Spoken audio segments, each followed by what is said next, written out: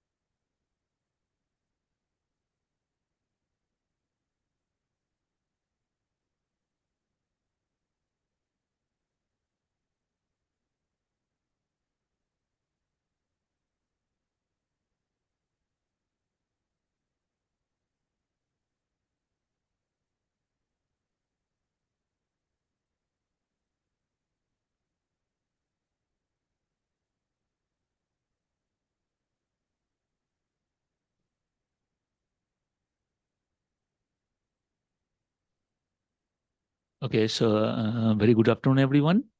Welcome to today's seminar. Today we have Dr. Anupreeta More, who is a scientist at IUCAA, Pune. Her research focuses on various aspects, starting from gravitational lensing, gravitational wave, as well as cosmology. She is one of the PIs of Space RAPS, a citizen science project to discover lenses. And she is involved in major international facilities, for example, HSC, then LSST. She is the co-chair of Strong Lensing Science Collaboration and the member of Rubin users community within LSST. She is also in charge of the detector characterizations for the LIGO India. So I'll not take much time to introduce her more. So she is already here. So welcome, Anupreeta. So you can start your presentation. Hello, I hope you can hear me. So thank you very much for the introduction and also the kind invitation. This is the first time for me to come to Aries, and I'm enjoying my stay here so far. Thank you all for coming for my talk. So I'm going to talk about gravitational lensing in the LSST era. So as you may know that there is this standard model that we have to understand cosmology, the broader questions about the universe. How did the universe begin? How is it going to evolve? What is going to happen to our universe in the future? And this standard model, which has only a handful of parameters, and it can explain plethora of observations, right from, sorry, is there a pointer?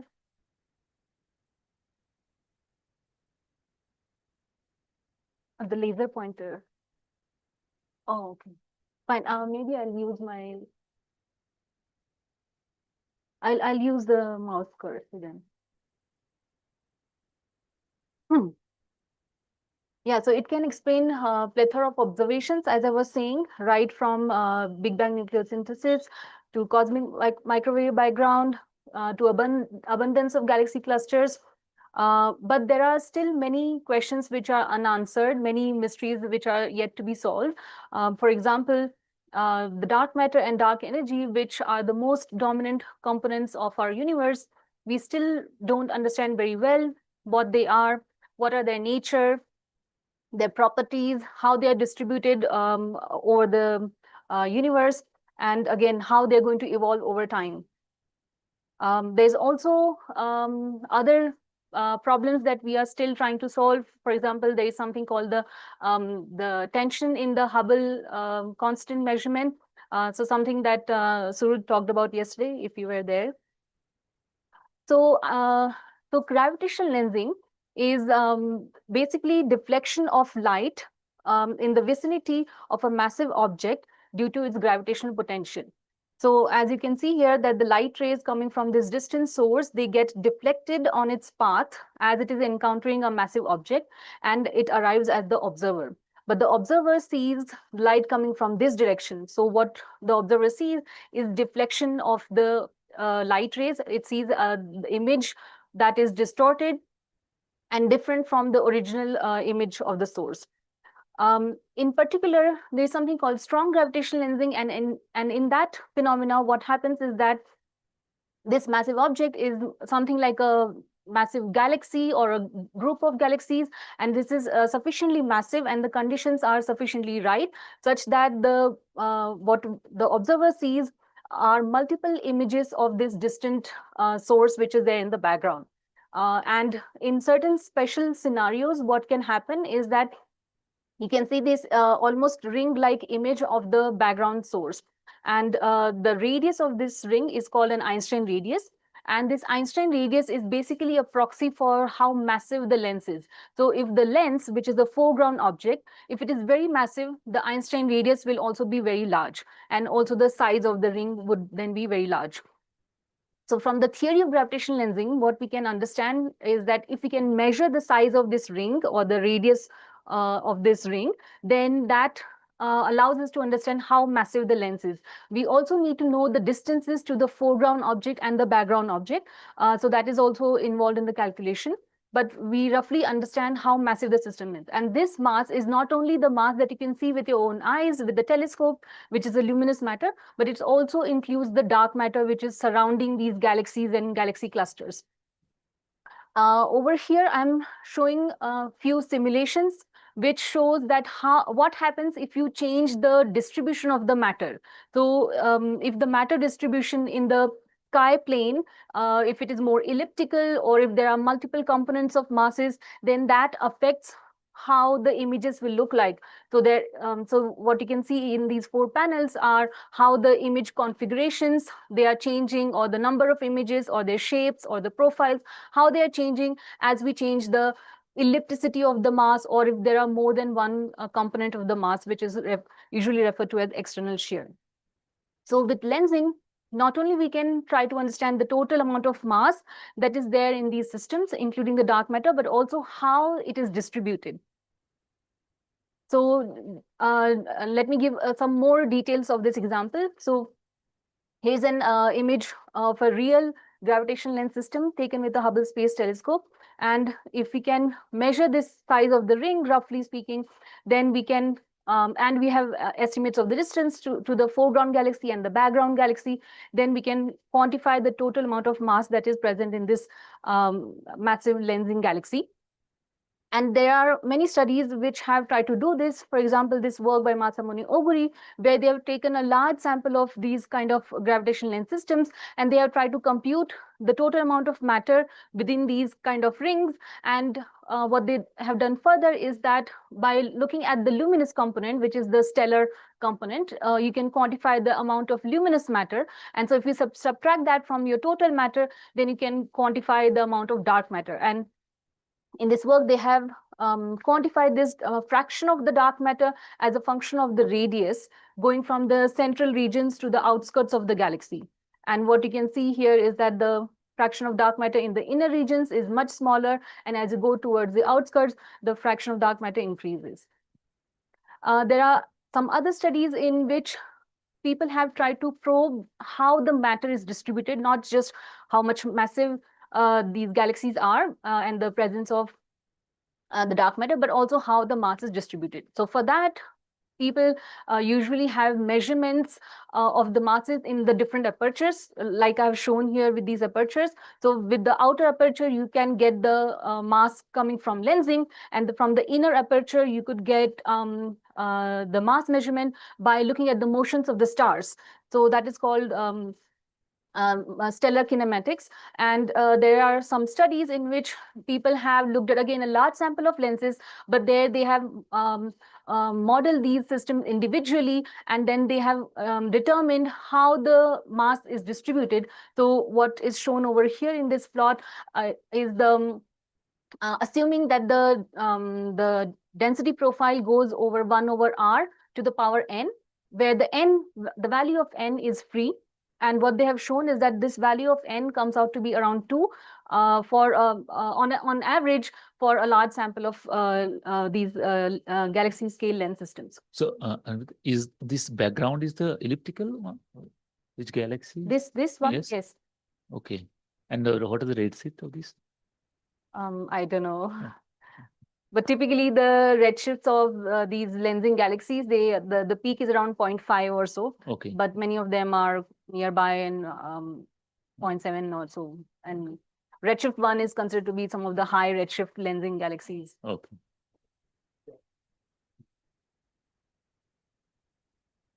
Sorry? That is in the foreground. Yeah.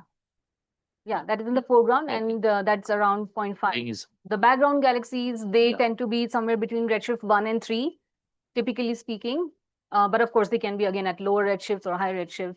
But background is also elliptical here, or is it? No, it's a spiral galaxy. Spiral galaxy. Yeah. You see these structures. Yeah, features, yes.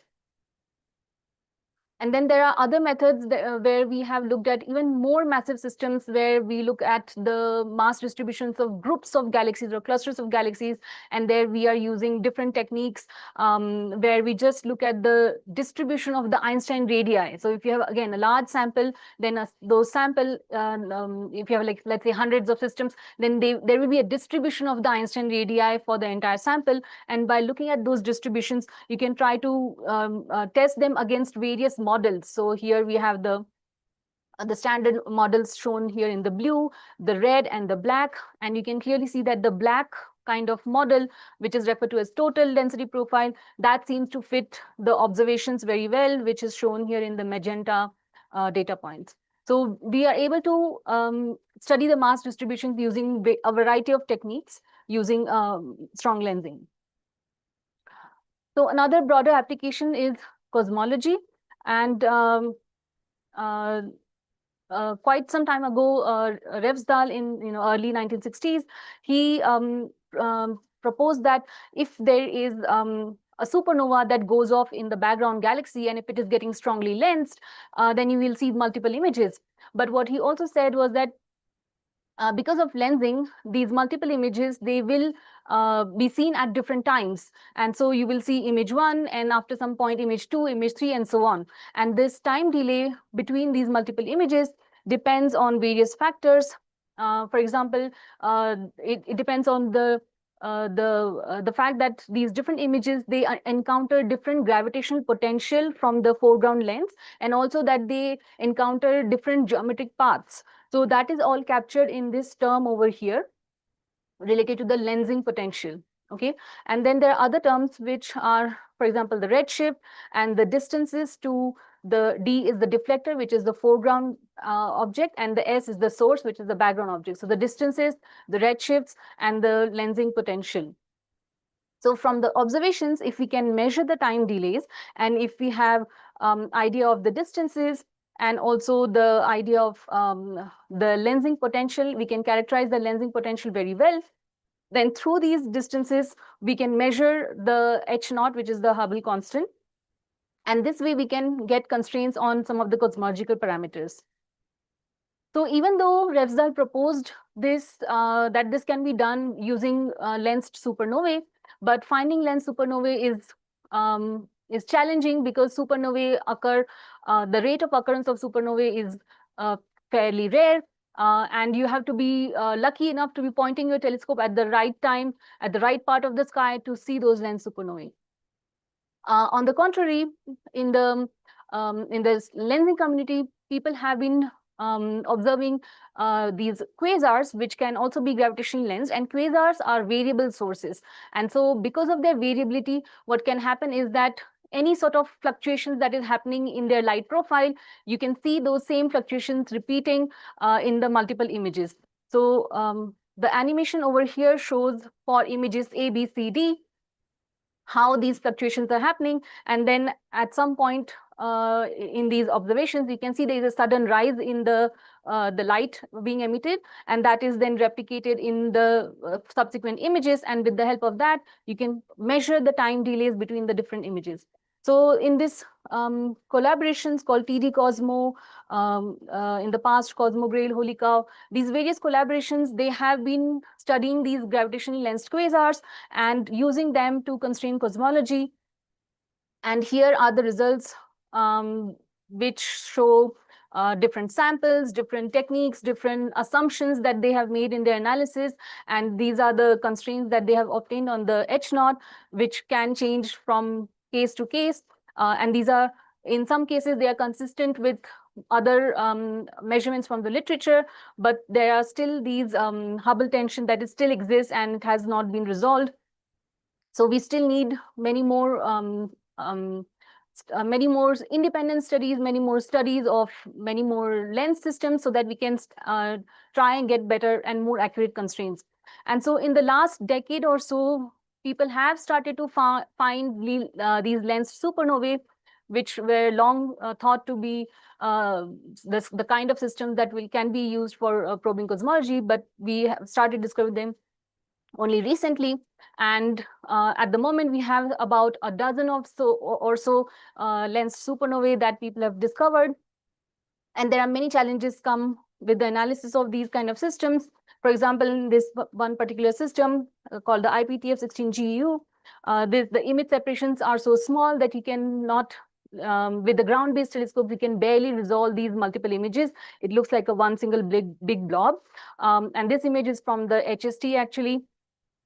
And here you can see the multiple images over here. There are some fainter ones over here. And in this work, we pointed out that there is additional effect which is causing perturbations or fluctuations in the flux of these images. So this is called microlensing. This arises from the stellar population which is present in the foreground galaxy. So this galaxy you see here, there are lots of stars in there, and these stars, they cause further lensing effect. So this is called microlensing, and because of the additional lensing effect, the fluxes of these image becomes much more magnified, or it can get demagnified, and that brings additional challenges in the modeling of the systems.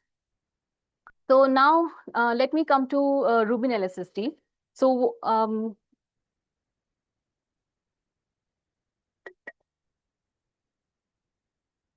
Rubin LSST is so the Rubin is the Rubin Observatory, which is located in Chile, and with this observatory, which has a telescope of diameter 8 meters or so, we're going to conduct a survey called the Legacy Survey of Space and Time. And this survey is going to go on for 10 years and is going to record billions of stars and galaxies. It plans to release alerts. Alerts are notifications of any object that is changing its flux. So it could be a transient object like a supernova, or it could be a variable object like a quasar. So these alerts are going to be released worldwide. Everyone will have access to this information. We expect to have about 10 million of alerts and 20 terabytes of data every single night. The main survey is going to cover about half the sky, so around 18,000 square degrees. There are going to be some additional smaller surveys that are dedicated for some different science. There are going to be planned annual data releases. And then at the moment, science validation survey has been completed, and the year one is going to start soon. And the data release for the year one is expected sometime in late 2027 or so.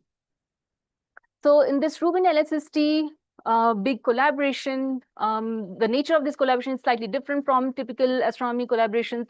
This collaboration consists of 8 independent science collaborations, which target different kinds of objects or different sciences. For example, galaxies, there is the dark energy science. There is a science collaboration focusing on transients and variables. There's one focusing on the Milky Way and stars, solar system, and so on. There's also the strong lensing science collaboration, and I am the co-chair of the strong lensing science collaboration. All of these science collaborations, they function independently of each other. They have their own policies and own rules and everything, but they also communicate with each other and coordinate with each other, because ultimately we are going to access the same data and we need the same kind of data products and services and so on. So let me say a few words about the strong lensing science collaboration. There are many collaboration-wide activities going on right now, because right now the survey is going to start in Jan or so, and so we are very, very close to receiving real data. So many of the SLSC members, we are preparing for running our pipelines, developing our pipelines on the real data. So some of the very important tasks that we are doing right now are running mock data challenges. So we are doing this for static sources. By that I mean galaxies, and also the AGNs or the quasars can also be considered static sources for if you're only going to look at just single like the co-added images in individual bands, then you can think of them as static sources. There are also transients like supernovae and kilonovae and other kinds of transients. So there are these mock data challenges happening for these different types of sources. The idea is that we generate large samples of mock lens systems for these kind of sources, and then we run these challenge openly. As such, anyone can participate if they have a pipeline which can help you to search for these lens systems or study them. Then you can run these pipelines on these mock data sets, and then we combine all the results from everyone who's participating and analyze, and we'll be publishing these results. So here are the links to the website for these various data challenges that are happening. We are also developing and testing various search pipelines and modeling pipelines. The other collaboration-wide activities include development of lens databases, because we are expecting to find millions of lens candidates. So what to do with them, right? If we don't have a database, then we will not be organized and we will not be able to study them systematically. So we need to have a database which will gather together all of the candidates coming from various search pipelines. We also are planning to provide an image cutout server so that the SLSE members can access images and run their pipelines, test their pipelines on these data uniformly. And then there are also various plans for doing further observations of the various lens candidates that will be discovered. So just finding them is not going to be enough. We will have to do further observations to study them in detail. We will have to get spectroscopic data to measure their distances and redshifts and so on. So let me talk about some of the work that we have been doing for Rubin LSST. So firstly, this is about lensed supernovae type 1a search. And this is not really a dedicated pipeline, so to say.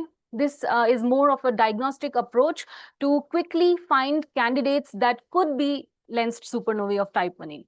So imagine that the telescope is taking data every single day and finding thousands and thousands of transients. How do we know that these are supernovae of type 1a? Right? So we need to have some very quick method that will allow us to quickly select some candidates which are potentially type 1a supernovae and are potentially lensed, and so that we can study only those specifically further in detail to understand that these are really genuinely lens systems or not, and then trigger appropriate follow-up. Because as soon as you identify them, you have to get detailed follow-up observations. So this task needs to be done quickly and needs to be just good enough. So the idea here is that if we look at the colors and versus the magnitude of different transients, so here we have just shown mock samples of supernovae in these blue and the red color. So blue is the type 1a supernovae and the red are the core collapse supernovae.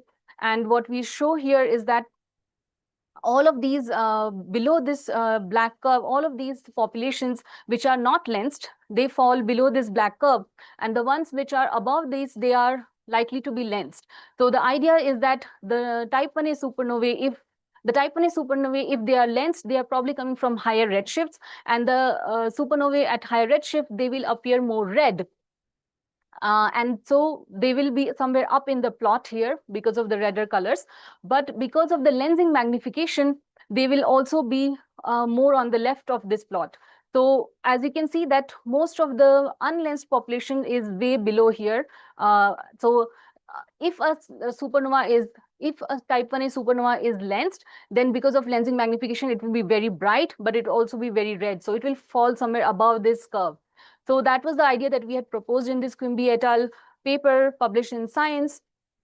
And more recently, what we try to do is detailed analysis of this initial idea to verify how well we can really make use of this, and how realistic this kind of method would be to apply to the real data. So we have done systematic simulations of lensed and unlensed supernovae of type 1a. That's shown here in green and the black data points. So what we are also showing is the rising part of the light curve of the supernovae and the falling part. So what we wanted to understand, whether which part of the light curve is more informative, is required or can be used for this method. And what we found is that both the rising and the falling part of the light curve is equally good. We are able to separate out the lensed from the unlensed ones. And with this solid black curve, we are showing a revised demarcation compared to what was proposed in the Quimby et al. And we have also separated out two sets of these samples where the observations are done closer to the peak of the supernovae or much farther from the peak of the supernovae. We also show that if the sample has very high redshift supernovae, then instead of looking at the R minus I versus I band, it's better to look at the Z minus Y versus Y band, because that's where we'll expect to see most of the emission from the high redshift supernovae. We also then looked at the core collapse supernovae, which is shown over here, and we find that most of them lie below this line. So in that sense, these core collapse supernovae are less likely to act as a contaminant for our sample. That means we will, if we use this kind of a demarcation, then we'll most likely be able to select good candidates, promising candidates of supernovae which are lensed of type 1a. We are also then showing the real populations taken from the literature of different kinds. Again, there are some supernovae type 1a, there are some core collapse supernovae, some superluminous supernovae, and these bigger data points, they show some of the known lensed supernovae from the literature. And then overall, again, we find that this kind of demarcation seems to work well. Extension to this study is that we are also going to look at the output of the difference imaging. This is a technique used to identify transients. So we want to look at the output of the difference imaging to better understand how to identify lensed supernovae. And then coupled with that, we can use this color magnitude diagnostics for identifying these lensed supernovae very rapidly. So another kind of work that we have been doing is searching for lens systems using various neural networks. But one of this work that we did from the previous survey called the HSE survey, which was a precursor for the LSST survey. And in this particular case, not only we developed different neural networks for finding lens systems, but we also did the systematic comparison between these different networks. So this was the first study done at the galaxy scale lenses, where we compared these various networks, which had their own data sets and their own networks, but we provided a common test data set, which comprised both population of real and mock lens systems, and the non-lenses, which are typically spiral galaxies, face-on or edge-on or ring galaxies, which can look like lens systems, but they are not. So these are where all of the non-lenses were real in our data sets. And in this kind of systematic comparison, we found that so all of these colors show the results for each of the networks.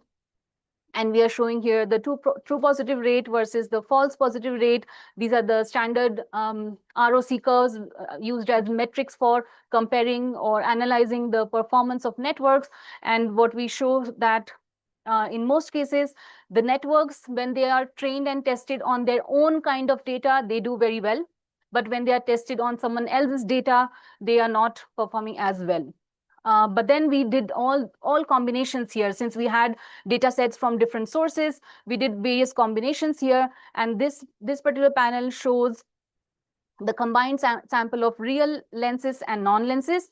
And this one is all of the mock and the real lenses and the non-lenses.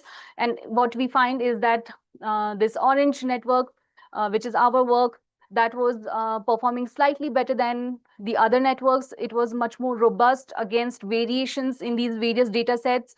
We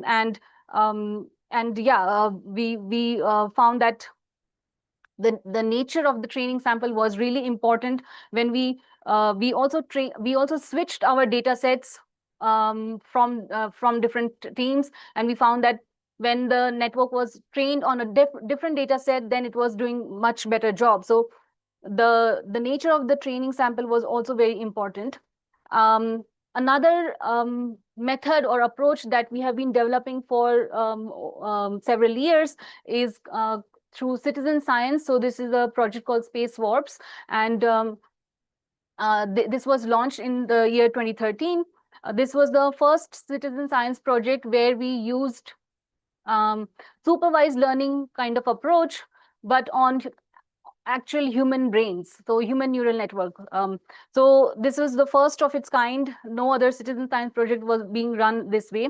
And so we were actually performing training on the human classifications, using them to then discover and classify images which may or may not have lenses. So just like how you would have a probability for classification coming from a neural network, machine learning neural network, right? Similar to that, we used to get probabilities for each and every classification coming out of the space warps. So at the end of this citizen science visual inspection, we used to have probabilities for each image, whether it has a lens system or not. And so this project has been running for more than a decade, and we have conducted lens searches in different imaging surveys, going from CFHT legacy survey to dark energy survey to hyper SuperCam survey. So here is the classification interface where we show the images, color images with different settings, which people can look at and assess whether there is any lens system or not. And there are many other features on this website where you can use as guidance, as tutorials, and help to better understand how to identify gravitational lenses. And more recently, we discovered over 500 new lens systems from the Euclid survey. This is a space-based survey that has been happening, and here you can see a gallery of these newly discovered systems. There are many publications which came out of this initial search. So a series of papers with this kind of title, and going from papers A, B, C, D to F. So this search was done only on 63 square degrees, which is a really small area, but we still managed to find many, many new lens systems. And the collaboration is working on all of these new systems that they have been discovered. And there are further plans to conduct more searches, because this was the quick data release. And there is the first year data release that's going to happen, and we're going to be doing lens searches with that as well. So this is the machine learning based or human? The space. So in the Euclid collaboration, they have their own neural networks, some 4 to 5 different neural networks, and all of these were run to produce a large sample of candidates or targets. And these target images were then provided on the Space Warps interface. And these were the ones which were then visually inspected, and that led to the discovery of these 500 or so lens systems. And how many of them were there initially? Let's say 500 you discovered. So how many were examined by visually? Just all of these. All of them are the total these are new one, right? So I'm wondering how many of them are visually inspected, not 500, the initial one, initial sample. The initial sample would be either in 10,000s or 100,000s. I don't remember exactly. Okay, so you need a lot of volunteers. Yes. So I didn't highlight here, but we have over so we are doing this project on Zooniverse, and Zooniverse has built a large network of citizen scientists. There are millions of volunteers, and at any time there are maybe order 10,000 volunteers who contribute to a given project, depending on its popularity or some other factors. So yeah, so we have had a very good success. For example, there was this one project where we got, within 1 week, we got 1 million classifications for 77,000 galaxies. So So yeah, this is extremely promising, and also it takes effort to keep them engaged, to keep them motivated and so on. But we have had good success because, gravitational lens systems, they look really beautiful. There's a lot going on in each and every system. So people are really excited to discover them. And also some of them are interested in studying them further. Another area is, so it's not only the searches that are important and are being, we are developing different pipelines for this, but also the modeling of the systems. So for example, in the past, we used to be like every new lens system we used to find, it used to be, wow, I found a new lens system. But nowadays, finding hundreds of lens systems has become routine. And so now the challenge lies in modeling these systems. If you have thousands and thousands of them, you cannot analyze one lens system at a time. And so we need to develop fast, accurate methods to also model the system. So there are efforts going on in that direction as well. And so this is one work that a graduate student did with me and Surud, who's sitting here in the audience. So we developed a neural network for predicting the model parameters. So here is just a sample image, and what we are showing is the prediction from the neural network for the Einstein radius. And then here are the two parameters of the ellipticity, so how elliptical the lens system is. So this is represented with the EX-EY parameter. And you can see that the x-axis is the true value of the those parameters, and the y-axis are the model predictions. And then so not only we did this training with the HSE survey data by creating mock lens systems, but then we also analyzed over 180 real galaxy scale lenses from the data, providing the largest sample of model parameter predictions for the first time. And in addition to that, there were some 10 lens systems which were also analyzed by other groups independently in separate studies. So we did a systematic comparison between our predictions and their predictions. And then we found that for some parameters like the Einstein radius, there were good consistencies between different methods. But some of the others, like the ellipticity, the errors are much larger. So we need to look into some of these issues as to where the discrepancies lie, whether these are some inherent issues, inherent degeneracies in the systems themselves, or there are some other factors which can help us improve our predictions further. Okay, so let me also now talk about another interesting kind of object. So these are called kilonovae. Similar to supernovae, these are also transient objects, but they are much fainter. Kilonovae have been predicted to exist as counterparts to as optical or electromagnetic counterparts to mergers of gravitational wave sources. So in particular, mergers of two neutron stars, or a neutron star and a black hole. And this was first confirmed when this event GW170817 was found. This was the first time we observed the gravitational wave source. This was a merger of two neutron stars. And we also found this same event at various wavelengths in the electromagnetic domain, right from the X-rays to optical, infrared, radio, and so on. And yeah, over here we can see the light curve, the SED of this particular kilonova, and you can see that this is showing a very short-lived blue component and a very long-lived red component, which is being emitted, this emission coming from the kilonova. So these kilonovae are, even though they are faint, with large and deep surveys like LSST, we expect to find these kilonovae. And the reason why these kilonovae are interesting, firstly, because we have found only one kilonova so far. So our understanding of kilonova, their host galaxies, and their connection with these gravitational wave sources is very limited. And so discovering any like even a single another kilonova is going to be extremely important. But anyhow, so we expect to find some kilonovae from the LSST survey.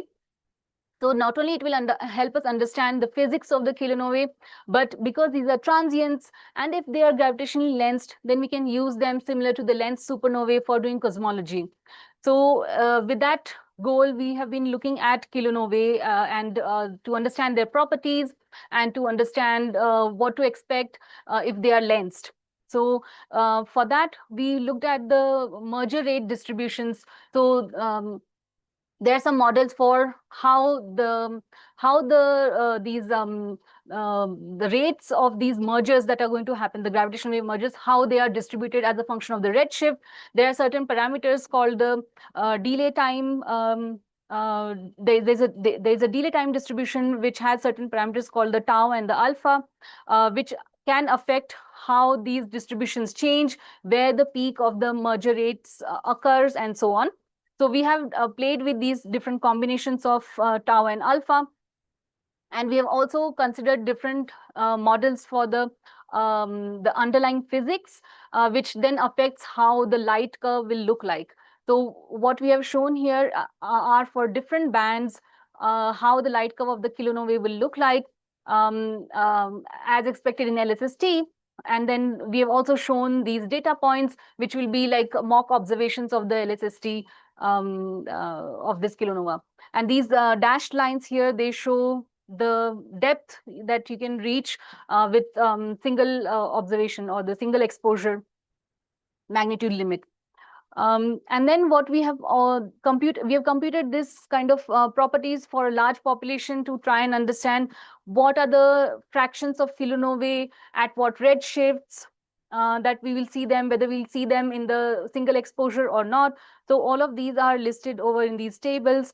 Then we have tried to understand the color evolution of these kilonovae and how that compares with other transients like supernovae or tidal disruption events and so on. Because when LSST observes these transients, we need to be able to distinguish these kilonovae from other kinds of transients. So we wanted to study their color evolution as a function of time. And so what you can see here in these black or the grayish curves are a family of light curves for the kilonovae models. The red curves are the ones which are going to be detectable in the LSST. And then the black dash curve is how the 1708-17 kilonova light curve looks like. And then we have compared them with the supernovae and some different types of supernovae and TDs from the literature, or like mock samples or real samples and so on. And basically we find that it's only in the first few days that the kilonova seems to have rapid color evolution and not so much in the latter parts. And that's where we can have maximum power for discriminating these kilonovae from the other kinds of transients. We have also then taken this population of kilonovae and then generated, added the lensing effects to then generate a large sample of lensed kilonovae. This sample, so this is just shown again the light curves after lensing and for different bands. Again, the horizontal lines show the detectability limits in those different bands. And basically, what we also find is that, so here is the redshift distribution of those lensed kilonovae. And on the y-axis, we are showing the magnification coming from lensing. And what we find essentially, the ones which are over here at the top, which are extremely highly magnified and at redshifts of around 1 or so, are the ones which are going to be detectable. Our data sets are also included in the lens transient mock data challenge that is happening in the Strong Lensing Science collaboration. So these are going to be accessible to everyone or anyone who is interested in participating in these data challenges. And what we essentially find is that the fractions of the lens kilonovae is going to be extremely small, especially coming from the main survey from the LSST. And the only hope of finding these lens kilonovae is that if there is some sort of 1708-17 like gravitational wave event that occurs, and if we can catch it early and we can trigger some deeper follow-up of these observations, deeper follow-up of these candidates, then we can probably catch these lens kilonovae. So In parallel, we have been actually looking at similar ideas. So this is what we call the early warning of the lensed gravitational waves, which have some electromagnetic counterparts. So the idea is that imagine there is a gravitational wave signal that occurs, or a gravitational wave source is detected. And if it is a binary neutron star or a neutron star black hole, then it may have an electromagnetic counterpart. So the GW community releases alerts to the entire community, and all of the electromagnetic community, they target their telescopes towards these towards the sky, try to identify this counterpart. And so within a matter of a day or so, we managed to get some observations, right? So imagine that we have gotten some observations for this particular object, and suppose it is a lens system. Then we can take this image, do a quick analysis, make a quick model to predict the lensing time delays. And so if we can predict the time delays, then we can tell exactly when the next image will occur, or when the next gravitational wave event will occur, or the next lensed kilonova will occur. So if we can make these kind of predictions or early warning for the subsequent GW or the kilonova, then we can again target them appropriately, conduct detailed or deeper observations to study them in much more depth and get the maximum science out of these kind of systems. So so in order to better understand this, to better understand how well we can do these time delay predictions, we looked at certain parameters. For example, we try to understand how well we can predict the time delays if we are, let's say, observing with a space-based telescope like Hubble Space Telescope. Then what are the astrometric uncertainties we have on the images? And so here what we are showing is for a pair of image, like image AB, image AC, if we move around the source in the sky, so these different locations, they correspond to different magnifications and also relates to different astrometrical uncertainties. Then what we found is that these colors basically show the time delays. So you can see that the blue are shorter time delays, red are longer time delays. So these are the time delays for these different locations. And here are the relative errors on those time delay predictions. And so we can see for different combinations of image pairs and so on. And what we find is that if the time delays are essentially greater than a day or so, then our uncertainties, which are of the order of a few hours, they can be useful, they can be instrumental if our astrometric uncertainties are at the level of HST like images. We also looked at the impact of variation of the lens redshift and the source redshift in these lens systems, whether that somehow affects our ability to predict the time delays. But it seems that the relative errors more or less remain constant in this parameter space. And so we don't really have to worry so much about whether a given lens system has an optimal redshift combination for the lens and the source.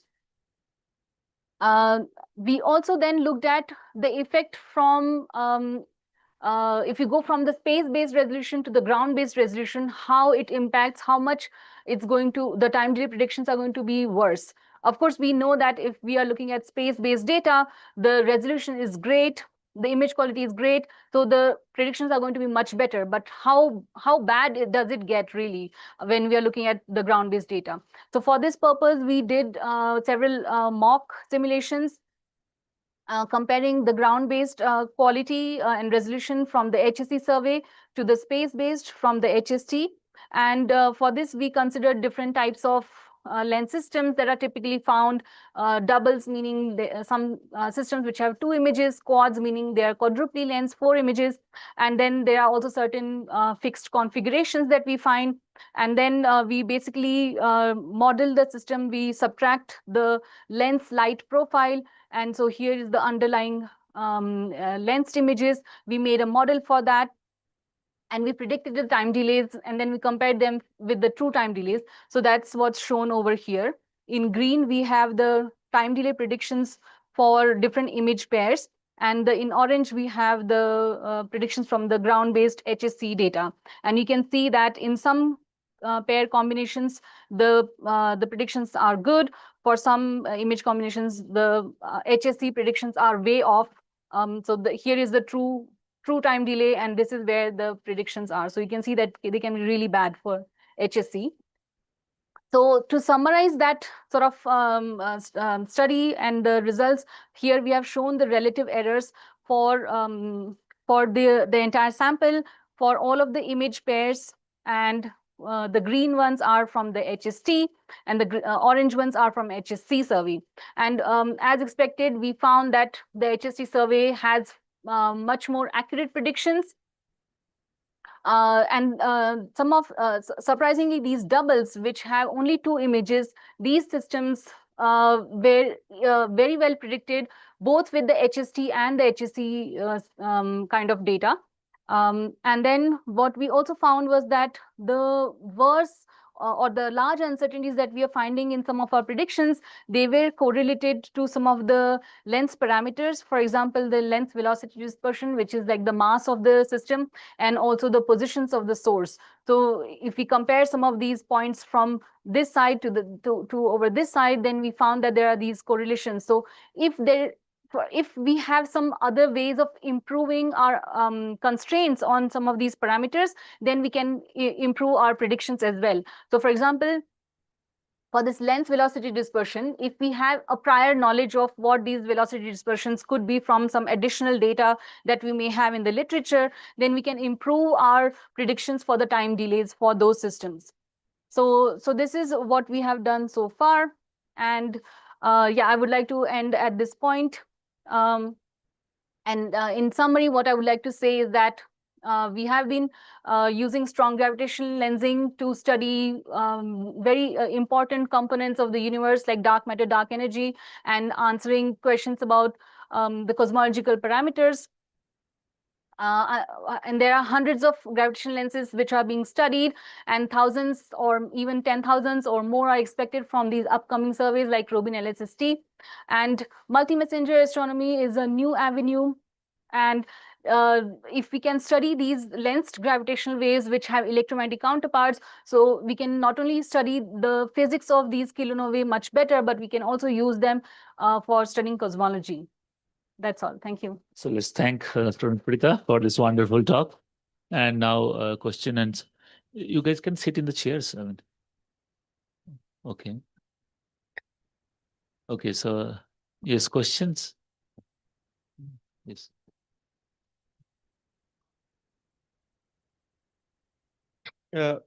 Ma'am, let's say in a rare case when the source and the foreground object are perfectly aligned, we can expect to see sort of an Einstein ring image. And when it is not aligned, when it is towards one side, we can expect to see the image on that side. Maybe it gets elongated a little bit. But towards the beginning, you showed, I think, a computer-generated image of a supernova with 4 individual images, which will appear at different times. Like, yeah, something like that. Yeah. Under what kind of alignment are we expected to see 4 different images? Like, why is the light suddenly preferring those like axes or planes instead of being symmetric? Instead of being symmetric. I don't really have an appropriate image to show you, but you see that these kind of foreground galaxies which have some ellipticity. So these kind of galaxies, because they have ellipticity, so there is an elongation not only of the light, but also elongation of the matter component in a certain direction. So there is a certain preference of or the properties in that direction are going to be slightly different from the other direction. Okay, so what I can show, like a corresponding image that you can or maybe some sort of pointer in that sense I can show with this particular plot. So these contours that you see here, these are actually these are the regions of very high magnification, but where exactly these points will be located, that depends on this ellipticity. Okay, So in this case, you can see that there is this diamond-like shape that you are seeing, right? This is oriented in the like vertical direction, right? So depending on the ellipticity, what is called the position angle or the direction in the sky, if it is this way, then this particular diamond shape will be rotated that way. Okay, and so depending on where it is, depending on the orientation, this diamond will be rotated that way, right? Which means if the source happens to be on that point, in that direction, in that point, then it will have certain magnification, or it will result to certain combination in the image plane. So the sources, based on where the source is located in this kind of plane, it will lead to some kind of configuration in the image plane. And so when you have ellipticity, this is how this regions of magnification, various regions, this is how they look like. And if the source is located somewhere in the inner inside of this caustic, then you actually form 4 images. Okay. This is mapped from the source plane to the image plane into 4 images. So depending on the ellipticity, the size of this, so if the strength of the ellipticity is small, then the size of this diamond, what is called a caustic, is also smaller. And if it is much bigger, the ellipticity is higher, then this diamond shape is also elongated or bigger. So this is how the ellipticity factors can affect how the image properties will be affected. Okay. So the more elliptical the foreground object is, we tend to see more 4 image structures. And if it is more spherical, source is then located inside the diamond. But if it happens to be in this part of this outer part here, then it will still lead to 2 images. Yeah. Okay. Thank you. Any questions?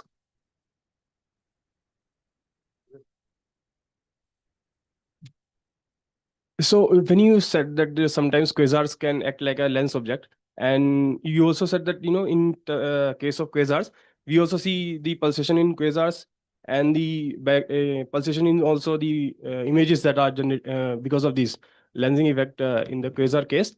So this change, this variability in these images are because of the variation in the quasars, or is it like a micro lensing effect?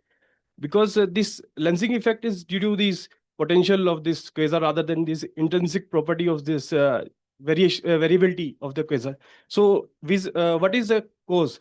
Is it like the quasar's variability, or like a micro lensing effect of the stellar objects in the galaxy? It's everything and anything. So in a given system, you could have, so if you just observe just a single quasar, it will show variability due to various processes that are happening in its vicinity, in the near the center. It will show intrinsic variability. But now let's say that particular quasar is being strongly lensed, meaning lensed by a galaxy, then you will see these multiple images which are shown here, right? And so whenever there are some intrinsic fluctuations happening, not only you will see them in the image 1, you will also see them in image 2, image 3, image 4, based on some time delays. Okay. But now, in addition to that, you could also have microlensing effect. You may not, but you could, right? Depending on whether the images are located in a region, or like whether the images are seen through a column of lots of stars. Suppose the images are somewhere in the outskirts of the lensing galaxy, then the density of stars in that column, in that line of sight column, is not so high. So maybe the effect will not be much. But if the image is formed closer to the center of the galaxy, where there are many more stars, then the chance of seeing the microlensing effects from the foreground galaxy is even more. So it will be that. Plus, then there will be other effects that can impact the flux of the quasar. It could be there is some absorption happening of the flux, due to some dust lanes in the galaxy, or there's some scattering happening. So there can be different phenomena which can affect the light that you're seeing from the distant quasar.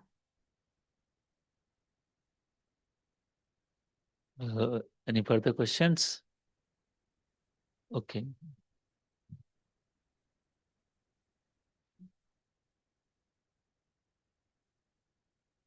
Talked about calculation of masses of foreground and the background objects. So for the foreground one, you talked about the Einstein, this radius for the calculation of mass. What about the background one? Like it can be done using the distribution of the matter in the ring, but that would be inhomogeneous, right? So how is it done exactly? Let's think we cannot measure the mass of the background. We can measure the mass of the foreground only, because the effect that you are seeing, the lensing effect you are seeing, it is because of the mass of the foreground. That is, so whether you are seeing strong lensing effect or weak, or how many images, all of that is arising due to the mass of the foreground, not about the mass of the background. So we cannot say anything about the mass of the background from lensing. Yes. Okay, so if there are no further questions, let's thank the speaker, Anupreeta, for this talk. And yeah, okay, so we'll close for today.